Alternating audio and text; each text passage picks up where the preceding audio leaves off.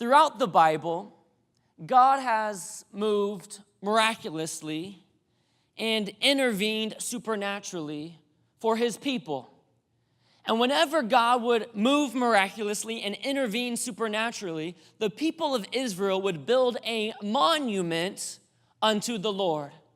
It was a memorial stone to be a reminder of what God has done and how he has worked, to commemorate the victory that God had given them, to commemorate how God intervened supernaturally, miraculously.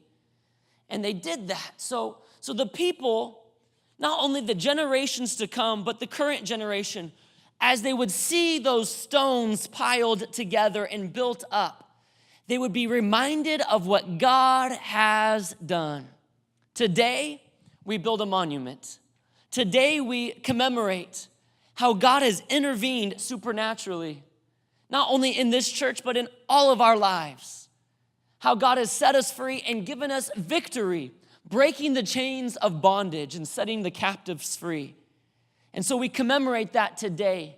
And as we look at the monument and are reminded of the monument in our own lives, as we begin to put those stones into place, those memories of the victories that God has done, and we compile this today, it will be to us a reminder what God has done, but not only a reminder, but an empowerment in our lives to what God would continue to do as we take steps of faith forward. That's what we see in Joshua chapter 4. God gave the people of Israel great victory. But before we get to Joshua chapter 4, before you can really appreciate what happens in chapter 4, you have to understand what happens in chapter 3. Because there's a story behind the stone. Behind every number, there's a life, and behind every life, there's a story. You have to understand their story before you can give God greater glory. And so, if you don't know the story behind the stone, you really can't appreciate the stones, the monument that will be built up in chapter 4, and the way that God has helped us. And so, to paint the picture, to set the backdrop, to set the stage for us today, in chapter 3, we see God intervening miraculously for the people of Israel. You see, God had already delivered them out of Egypt, just as God has delivered you and me out of Egypt. For church, we know that Egypt is a type of what? The world. And so as they were delivered out of Egypt, the bondage, so too God has delivered us out of the bondage, and as we've been enslaved to our sin and enslaved to the ways of the world. And so now they are set on a course to the promised land, about a 7-day journey, and they finally get to Kadesh Barnea, where they will enter in. But they weren't able to enter in because of, the Bible says, one thing: unbelief. Because they didn't continue to take steps of faith forward. They saw what God had done. They saw how God intervened supernaturally and miraculously in sending the plagues and delivered them out of the stronghold of Egypt. They saw God part the Red Sea where they could walk through on dry ground, but they had forgotten. They had forgotten what God had done. So when it came to going into the promised land, which is a type, an illustration, a picture for you and for me of the Spirit-filled life, they were unable to enter in because they didn't believe. They didn't continue to take steps of faith. They forgot what God had done. Because of that, only 2 men said, we can take those giants that are in the land, those difficulties that are before us, because they remembered what God had done yet already. But the other spies that were sent into the land, 10 out of the 12 said, no, there's no way. And because of their unbelief, they all were sent back into the wilderness, where they wandered for 40 years until that generation, 21 and up, had to die off before the next generation could grow up, and that God would take that next generation into the land. And so the only 2 that were able to live through that were Caleb and Joshua, the 2 men who believed that God could, as they took steps of faith forward. So now they're about to go back in. They come back to that crossing point to enter into the promised land. And what was on the border was the Jordan River. It's what separated the land of wilderness from the promised land that they were to enter into. That was the border, the marker, if you will. And so as they were about to enter in the land, there was a problem before them. There was a difficulty ahead of them. For in this season, the Jordan River was in flood season. It was a raging river. And so there was no way that they could get through with all of their stuff and the children. There was no way for them to cross over before them. And so God gives Joshua the plan. And he tells Joshua in chapter 3 that you're going to take the ark. And as the priests step out, as the sole of their feet touch the water, I will stop the river from flowing. And everyone can walk across on dry land. But it required a step of faith. They had to step in order to see what God would do. They had to take that step of faith first before they saw the rivers stop. And oftentimes, as we continue to take steps of faith forward in our own lives and in the life of our church family together, it requires greater steps of faith. And as we continue to take steps of faith forward, we will see God continue to intervene miraculously and do things and give us great victory because of the steps of faith that we have taken together. Church, we've been taking steps of faith, haven't we? This whole church is a step of faith. Your life can be characterized by steps of faith continuously. And God continues to move in our lives miraculously. And in our church, every single week, we see people coming to know Jesus Christ, giving their lives to him. Miracles. And I share with our leadership team all the time that because of what we see all the time in our church, we can get used to it. We can get used to everything that we're able to experience and take it for granted. And I always share with them how it's so important to never get used to seeing God do what he's doing in our church because it's miraculous. It really is. And victorious, giving people great victory in their lives. So the people of Israel in chapter 3, they crossed over into the promised land. And God commands Joshua to do something that I think is so, so important. And that is to build a monument. We see in Joshua chapter 4, verse 1, it says this, "And it came to pass, when all the people had completely crossed over the Jordan, that the Lord spoke to Joshua, saying, take for yourselves 12 men. Underline that, note that, 12. Notice the number 12.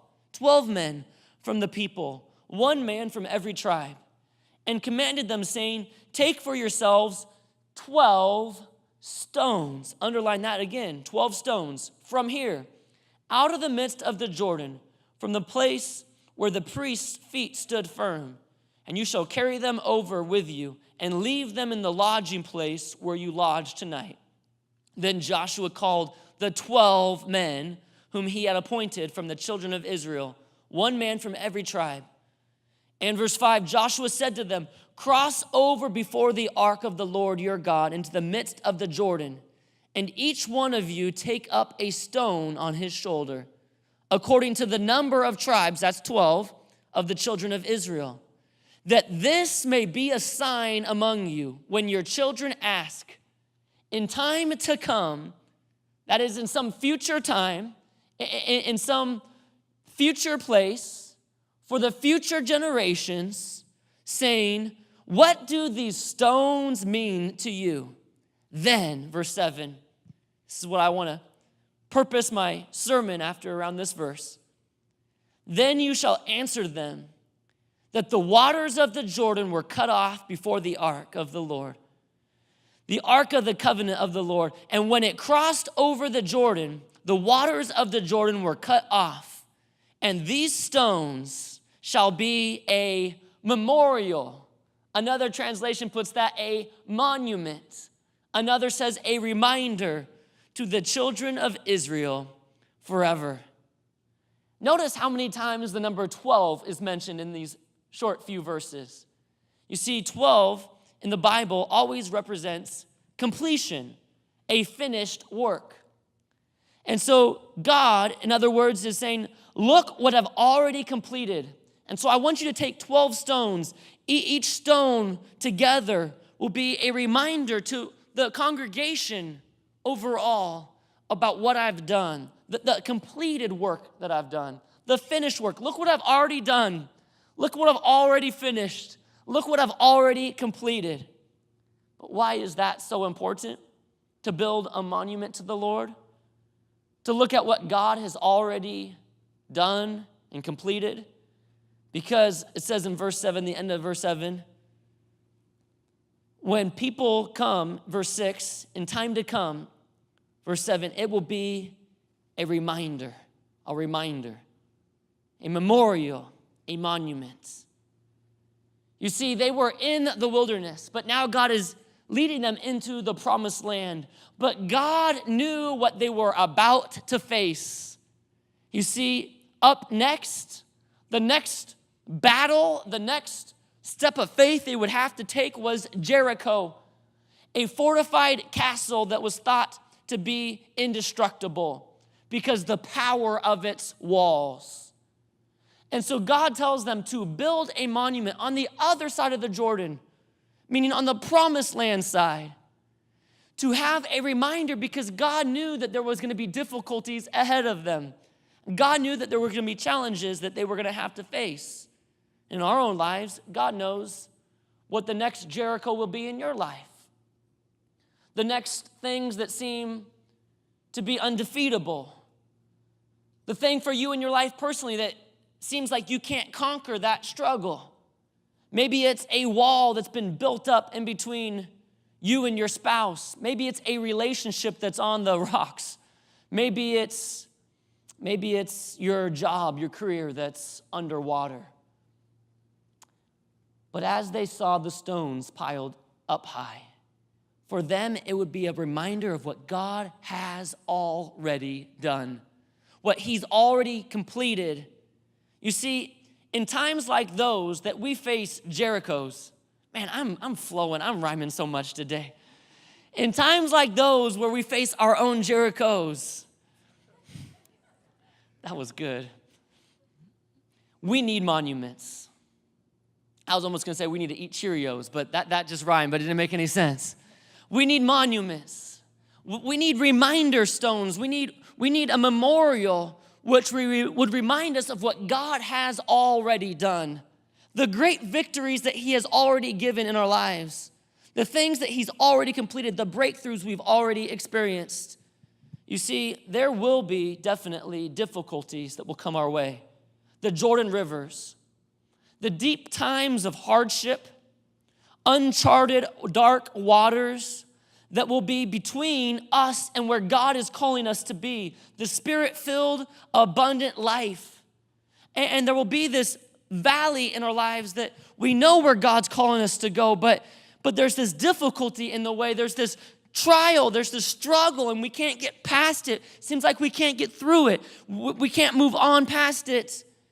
And in those moments when we're facing the Jordan rivers or the Jerichos in our lives, we have to have a monument. We have to remember what God has already done. Those challenges that we'll face won't seem so challenging when we remember the victories that God has already given.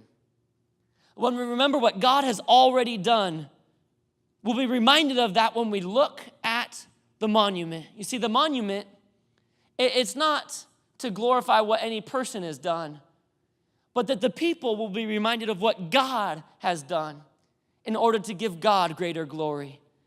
Monuments help us remember things that we would otherwise forget. Our brains, I want to share this fact with you, forget 92% of everything that we see, touch, hear, and learn. 92% of everything, which is amazing because, well, before you forget this, I have to tell you, do you know that within the 8% of the things that you do remember, that your brain has enough to fill every book in the Library of Congress, which is 17 million volumes? Just within the 8% of the things that you do remember, your brain is not only able to fill 17 million volumes of the Library of Congress, but 10 times that amount. 170 million books. Your brain has enough memory storage to fill that many books. And that's just 8%. 92% of everything else that you see, learn, hear, your brain has a way of discarding, getting rid of it, because there's so much that it's trying to remember. It sorts through the things that you need to hold on to. Although we can remember incredible amounts of information, most things we forget. And we forget so quickly the great victories that God has already given us. We forget so easily how God has intervened supernaturally. Even within the past year, in your life, in my life, in our church's life, all the great victories that God has given, and victory after victory, breakthrough after breakthrough, intervention after intervention, miracle after miracle that we see. Then when we come to Jericho, or like the people of Israel when they came to Ai and had a setback, they experienced a small defeat. It's really easy when you come to that to forget what God has just done. When you come to the walls of Jericho, it's so easy to forget what God has already done in parting miraculously the waters of the Jordan and how he set them free from Egypt. It's so easy for us, church, to forget. It's too easy for us to forget. God does so many amazing things over and over and over again in our lives. And then we face a difficulty and we just forget all of the things that God has done. But when we remember, when we look at the monuments that we've built and stored away in our hearts about the great victories that God has done in our lives, in our church's life, when we remember those things, it will empower us to continue to take steps of faith forward. For you see, they were called to continue to take steps of faith forward.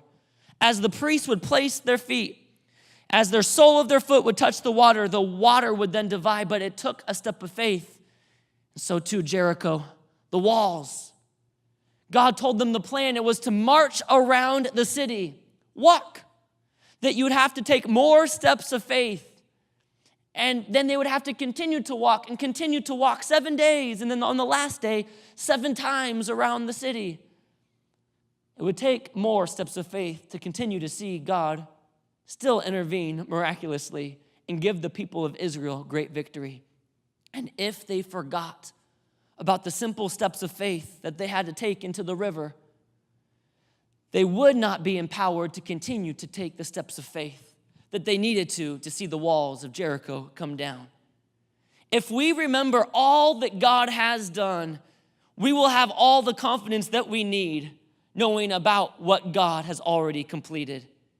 And if he has already done that and given us the victories and intervened supernaturally, then if he's been with us thus far, we know he will continue to give us all that we need to have victory in the battles ahead. He has gotten us this far, church. He's taken us thus far, 4 years of ministry, and he will take us the rest of the way. As long as we continue to take steps of faith, as long as you in your life continue to walk forward with the Lord and pressing on, we need to never forget what the Lord has done. So God tells Joshua, take 12 stones, take the things, 12, what's been completed, what I've already finished, take that and pile those stones, collect those stones and make a memorial, make this monument so that people would be reminded what God has done. And so, verse 8, the children of Israel did so, just as Joshua commanded, and took up 12 stones from the midst of the Jordan, as the Lord had spoken to Joshua, according to the number of the tribes of the children of Israel, and carried them over with them to the place where they lodged, and laid them down there. Then Joshua set up 12 stones in the midst of the Jordan, in the place where the feet of the priests who bore the Ark of the Covenant stood, and they are still there to this day. You see, God told Joshua to build a monument on the other side of the Jordan River, but another monument would be inside the river. When the river was dry, pile up the stones there. When the river would then close again after they all crossed, that monument would not be seen by the people, which shows monuments have 2 reasons. One monument was to show the people what God has done as a reminder to the people, to give them great encouragement and passion and boldness, because if God has been with us thus far as we've taken steps of faith, that God will continue to be with us as we take steps of faith. But there was a second monument, Nobody could see that one, but God knew it was there. God knew it was there. It was a monument to give God glory. You see, monuments have two purposes. One, to be a reminder to us because we so easily forget already the victories we've already had. And a second reason, to turn and to give God glory for the great things that he has done. And so we go down, look at verse 20. Here's where we'll end. So those 12 stones which they took out of the Jordan, Joshua set up now at their next city, set up in Gilgal. Then he spoke to the children of Israel, saying, when your children ask their fathers in time to come, saying, what are these stones? Then you shall let your children know, saying, Israel crossed over this Jordan on dry ground. For the Lord your God dried up the waters of the Jordan before you until you had crossed over, as the Lord your God did to the Red Sea, which he dried up before us until we had crossed over. And here's the reason why. That all the people of the earth may know the hand of the Lord, that it is mighty. When we build a monument to the Lord, it's so that all the people of the earth would know that the hand of the Lord is mighty. That they would know the Lord and they would realize his hand is mighty. That his hand is not too short that he cannot save. That he does not have the power, that he does, in fact, have all that he's needed to pick us up and to set us on the path that we ought to walk. And as we build monuments to the Lord, as we look back and reflect, I think it's so important to think back because we can get so caught up into the next battle, the next victory, the next trial that we have to face. We can get so caught up in the next thing that we don't stop for a moment, for us as a church for a day, and to think back and remember the great things that God has done. We can get so caught up in the next thing that we forget about the past victories. And so I thought it would be so important just to stop for a moment and reflect in our own hearts. And in this church, what God has done, and the powerful working in the lives of the people of his church, that the Lord is mighty. You see, we get to be the ones to demonstrate that to the world. Our lives, we are a monument. What God has done in your life, you are a stone of the monument. And we get to tell people what God has done. So when people wonder, what's that monument thing all about? When people wonder, why do you go to church on Sunday morning, Wednesday night, men's groups Thursday nights, women's groups Thursday nights, couples groups Friday nights, serving on Saturdays, why are you doing all these things? And they look at your life, they will see the power of the hand of the Lord. That his hand had the power to pull you out, to set you free, and to put you on the path that you ought to walk. They'll say, hey, you're not the person that you used to be. Things have changed in your life. Restoration. You see, we are the evidence, the proof, the monument, the memorial of what God has done. This monument was a reminder to the Israelites of God's faithfulness and his might. When you look around and begin to hear all the stories of how God has changed lives, it's a reminder to us today of the faithfulness and might of God's hand. God has helped us thus far. And if God has always been there for me, if he's always gotten me through the most difficult moments of my life, if he's helped me thus far, intervened miraculously, supernaturally, giving me great victory, then I know he will continue to be there for me and help me no matter what I face. That's what the monument is all about. So when we face difficulties, when we face hardships, I'm reminded again and again and again that God never let us down. As a church, that he's always been there, opening the doors for the next steps of faith for us to take. He's always been there in your life and in my life. And the times that we don't see him there, it's because he's allowing, saying, okay, I'm going to distance myself. I'm going to meet you halfway. I'm going to allow you to take a step of faith. I'm going to allow you to step into the river. And as you take that step of faith in the way that I'm leading you, I'm going to meet you there in the river, and I'm going to work miraculously in your life. But it takes steps of faith. Faith, believing that God will, that God can, because the mighty power of his hand. So today is a day that we not just look at what God has done at Regenerate, but what God has done through his people as he's changed lives. It's one thing to see a monument. It's a whole nother thing to be a monument. It's one thing for me to show you a monument or to talk to you about a monument, but it's a whole nother thing for me to show you the monument. And everyone here has their own story. What God has done in your life as we reflect on that. And every single one of you has your own story. You are a stone, a part of that. But today I wanted to share with you one story of what God has done in the hearts and lives of a couple in our church. And so I want you, for the next few minutes, to bring your attention to the screens. And as we show you this video, that we could give God glory for what he's doing in our church.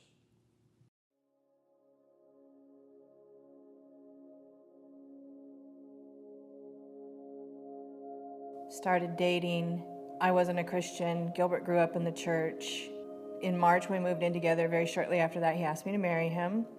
And then we got married in September of that same year. There was not much dating involved. It was just really quick. Although I was 27 and I was done dating, I just kind of knew what I wanted, a family. It was new and exciting, but a lot of learnings in our first probably year, 2 years. And then you add a child on top of that. You know, the focus became about our daughter. Probably around the 5 to 7 year mark, things started to get difficult.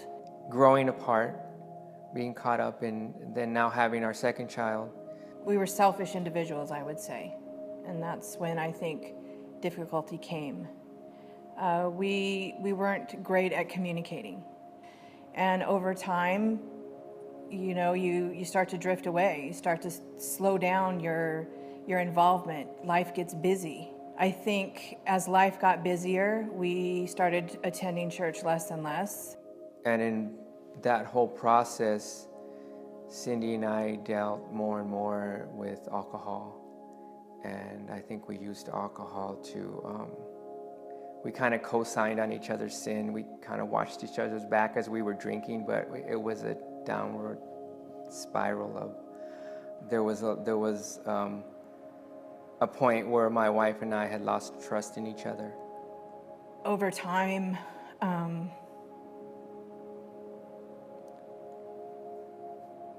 lines got crossed, and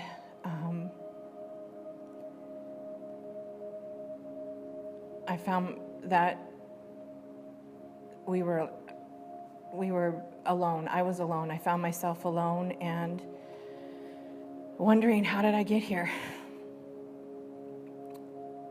And I don't even know.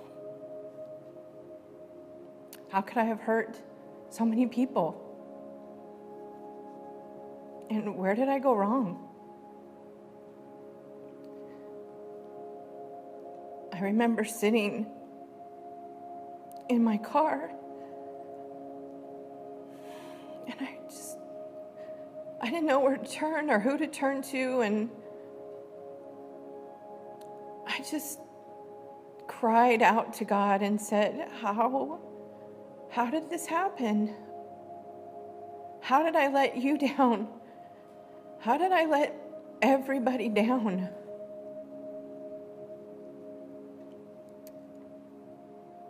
And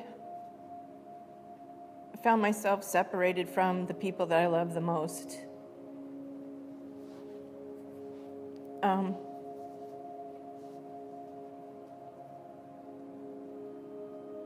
And that was the beginning of a separation that I never expected to happen in my life.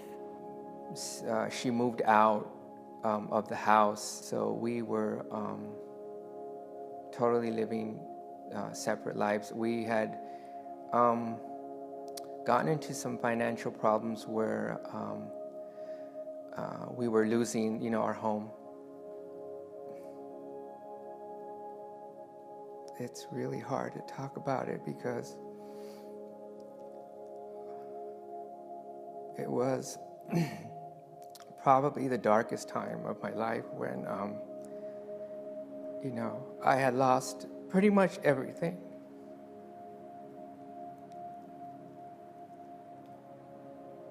Yeah. I've given up on everybody and everything, and I remember I had isolated myself from everyone and everything, and I was sitting in the house that I was losing, all alone, and I thought to myself, well, this is it, I had consulted some attorneys, and I thought, we're gonna cut our losses, and this is it. Gilbert said, I've talked to a lawyer about divorce.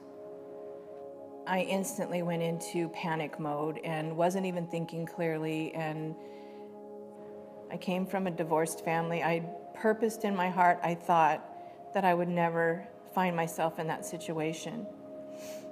It's not what I wanted.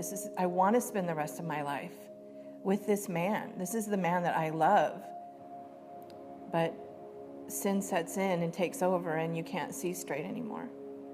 When that happened, I was devastated. I didn't know what to do, because I had come back to the Lord at that point. I had asked God, please, just whatever it will take. I want restoration, whatever it will take. And I remember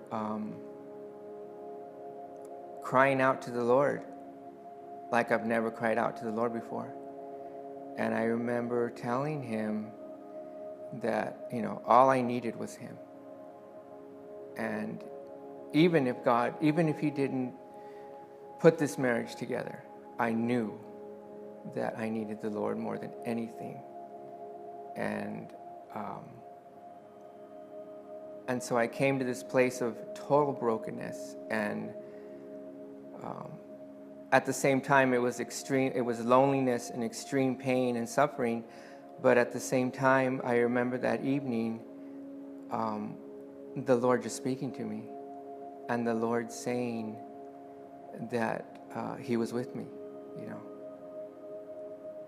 Someone told me that until you can get to a place where God is all you need, you're not going to be able to move forward. You have to realize that even if you lost everything, God is all you need. And I think at that point, that was the turning point for me to have a relationship with God that I never, ever would have had before had I not gone through this horrible thing in my life. After that evening, when the Lord specifically told me, I'm the God of second chances. And if you allow me to move in your life and to move in your marriage, if you allow me to do that, watch and see what I can do. It was like good as gold. I couldn't resist. How can I not trust the Lord? We slowly started to communicate, and I had to learn to be obedient to my husband, because that was something new for me. When I got to that place where the order was the way God designed it, the husband is the head of the house, I think that's when the turning point started to happen, that he saw that I could change and that the Lord could do a work. When we came on a Wednesday night to regenerate, and we heard the message, and we were watching the environment and watching the love that everyone had. And it was the first Wednesday night, and it was wild. It was like just the energy and the amount of just excitement in the air. So I was anxious to see what this was going to be about. And I remember the worship was everything that I had been looking for. Hands were lifted and voices were singing, and energy didn't just end with the worship team. It was also something that the pastor brings. So I had told my wife, I think the Lord's calling us here. So my wife and I, we spoke, and she said immediately, she says, you can't ignore the voice of the Lord. You have to obey what God is telling you. So we took a leap of faith, and we started to come on every Wednesdays, and we were coming on Wednesdays, and we were hearing the word and hearing the messages. And then Wednesdays turned into Sundays. It's just been great. It's been amazing. The ministry opportunities that we've had has been incredible. Since we've been coming to Regenerate, God has brought us closer together. As a couple, we're serving together, and so I think He's using us in a mighty way in a church that I wasn't thinking we could be used in because we are older. And I guess it doesn't matter. God has been working in our marriage in an incredible way. Here at Regenerate, we're able to share our story, and we're able to encourage couples that are, possibly have the same story that we have. And God is using us to minister to people. I mean, that totally blesses my heart because we can touch someone. And when I wanted to be that someone for so long that needed that touch, I'm glad that we can do that. And when you can bring your family together after something devastating happens, and only God can make beauty out of ashes, then I think that's something great. And God's done that. And we're a testimony to that situation. And when we were going through everything, I was desperate to find someone who'd gone through something just like this. We were told once in a counseling session that we would be used in a mighty way as a couple to minister to people. just so encouraged. We are now involved in the new believers. I'm able to walk in a room after people have accepted the Lord and be able to be the first ones to welcome them. And I can identify so well with them. I can identify, I see what was in the past. I can see that the loneliness and the bondage of sin has been broken, and they have nothing but tears, and they're just rejoicing in that room, and I'm ecstatic. God has not only strengthened it, but just has grown it in a way that I don't think we would have been motivated to be headed had it not been us moving to Regenerate. I think He's doing a great work in our relationship and in what we do here at the church, and helping us just serve. Extremely happy. I'm amazed at what God can do, and if we are able to give God a chance, even something that looks so bleak, and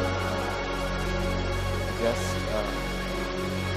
no way out. I look at us and I see what God has done in our lives, in our marriage. God is just the opportunity is great, and we're just enjoying this season in our life that God can do. I'm blessed to be a part of this church. I'm blessed to be a part of this family. We serve wherever there's a need. My family, my daughters come here now, and so it's nice to be one family that's part of a bigger family.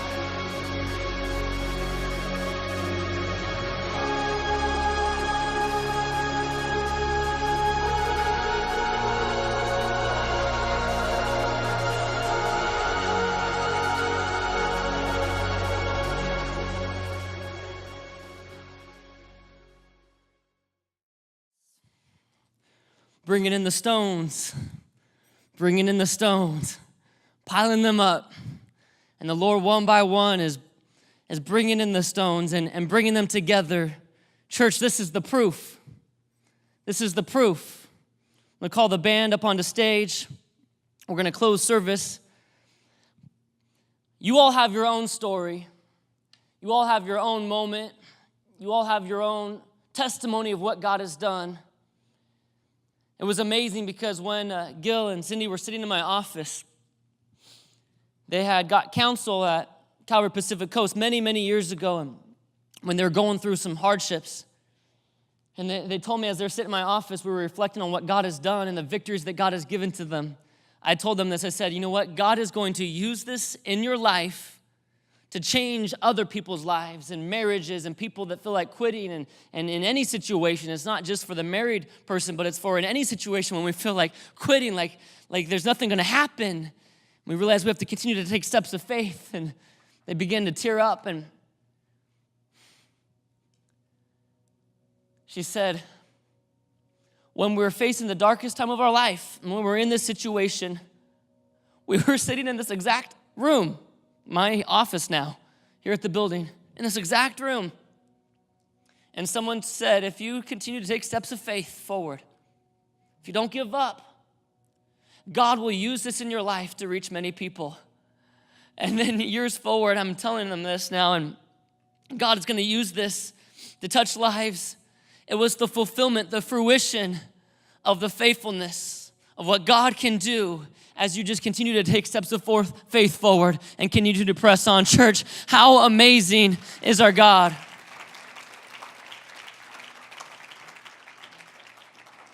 It's the proof. It's the evidence. It's the memorial, us reminded. It's the reminders. It's the monuments. It's the monuments. Listen. Today we are piling rocks. We are bringing rocks in. Well, God is actually the one that's bringing the rocks. Bunch of blockheads up in this church. Bringing the rocks together and building this and building this. And listen, you are a part of it. You are a part of the mighty power of God's hand and testifying to all the world about the mighty power that God has. I want to close with this. 1 Peter chapter 2, verse 5. It says this, and you are living stones that God is building into a spiritual temple. You, church, you, every single one of you, you are living stones that God is building to be his holy place of worship, bringing you in as a living stone, and every single one of you with your own story, with your own testimony, bringing it in and building it up to make this monument so that all the world would see the mighty power of God's hand and not be able to deny the power of the Lord anymore. You are living stones, 12 stones stacked together, 12 stones. What God has already completed, but one monument.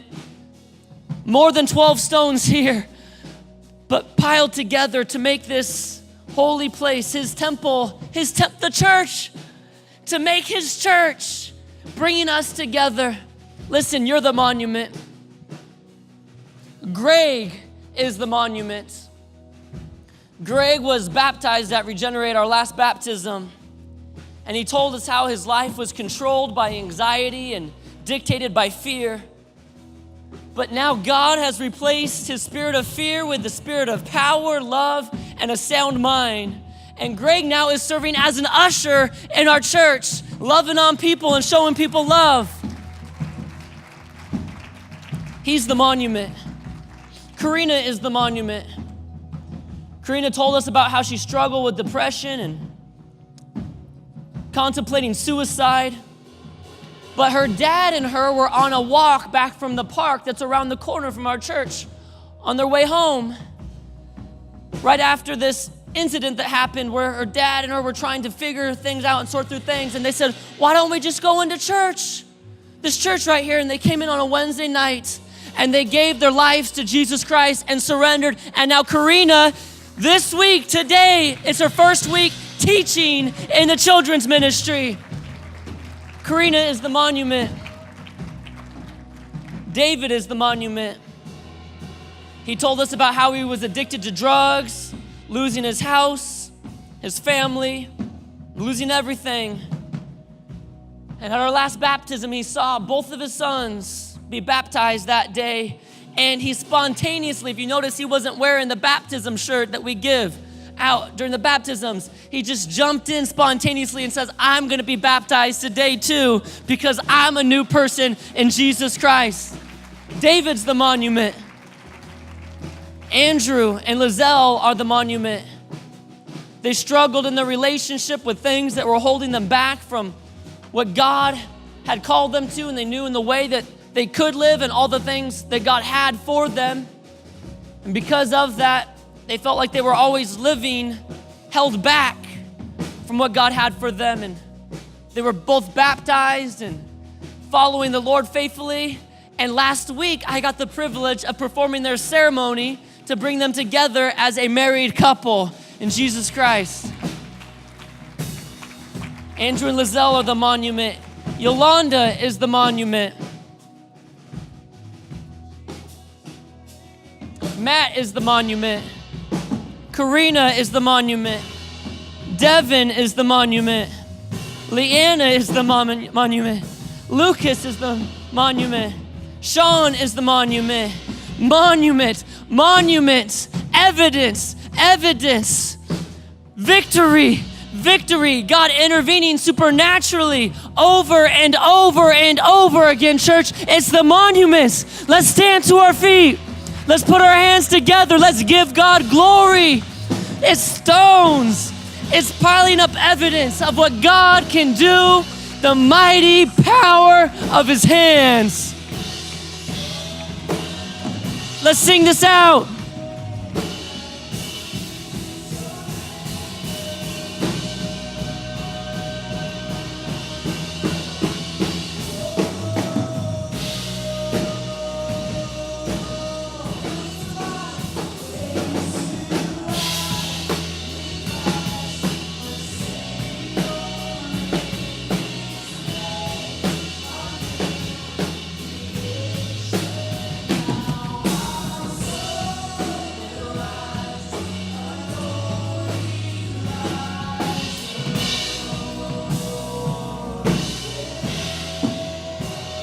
Church, I gotta tell you something.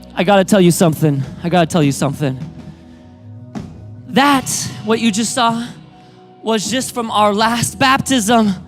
Every single week, God is doing a work and changing lives. Church, every single week, I said every single week, God is changing lives and restoring and giving people victory and intervening supernaturally. God continues to show he can turn mistakes into miracles. Listen, there's more territory to take.